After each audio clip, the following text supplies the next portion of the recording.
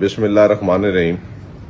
جیسا کہ میں نے آپ کو کل رات کو جس خدشے کا اظہار کیا تھا کہ یہ آج صبح 5 بجے لال حویلی کے اوپر حملہ آور ہوں گے اور پنجاب پولیس کی بھاری نفری FIA کی بھاری نفری ڈپٹی ایڈمنسٹریٹر اوقاف کی قیادت میں وہاں پر آئی اور اس نے لال حویلی کے اوپر حملہ کیا اور زبردستی قبضہ کیا اور وہاں پر کھڑے ہو کر کہا پوری میڈیا کے سامنے کہ جو کاغذات شیخ رشید احمد صاحب نے لال حویلی کے ہمیں پرووائڈ کیے ہیں وہ جعلی نہیں ہیں، لیکن یہ میرا پورا اختیار ہے کہ میں رجسٹریوں کو کینسل کروں، اور اختیارات کا استعمال کرتے ہوئے اس نے رجسٹریوں کو کینسل کیا۔ یہ کیسے ہو سکتا ہے؟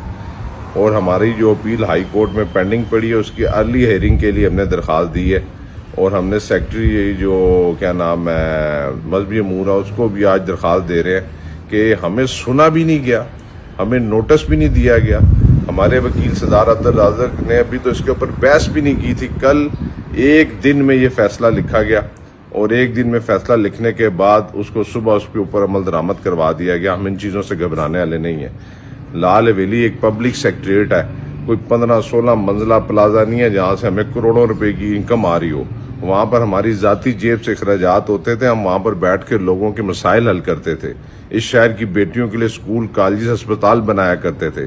وہ غریب کی ایک آسان رسائی تھی جہاں پر غریب کسی بھی اپائنٹمنٹ سے لیے بغیر وہاں پر آ کے شیخ رشید احمد اور مجھے مل سکتا تھا۔ بہرحال ہائی کورٹ سے ہمیں انصاف ملے گا اور انشاءاللہ تعالیٰ دونوں جگہ پر ہم اپیل کر رہے ہیں۔ اصل مسئلہ شیخ رشید احمد صاحب کا ہے۔ برائے مہربانی میری چیف جسٹس سپریم کورٹ سے درخواست ہے، چیف جسٹس جناب ہائی کورٹ پنجاب سے درخواست ہے، چیف جسٹس اسلام آباد سے درخواست ہے کہ خدا کے لیے ہمیں بتایا جائے کہ شیخ رشید احمد صاحب کہاں پر ہیں۔ آج 5واں روز ہے، پاکستان کا سب سے سینئر پارلیمنٹیرین ہے، اس کے ساتھ یہ سلوک رکھنا میں سمجھتا ہوں کہ بہت بڑی زیادتی ہے۔ ہمیں اس کی خیریت بتا دی جائے، جیلوں سے ہم گھبرانے والے نہیں ہیں، ہم ہر قسم کا مقدمے کا سامنا کرنے کے لیے تیار ہیں۔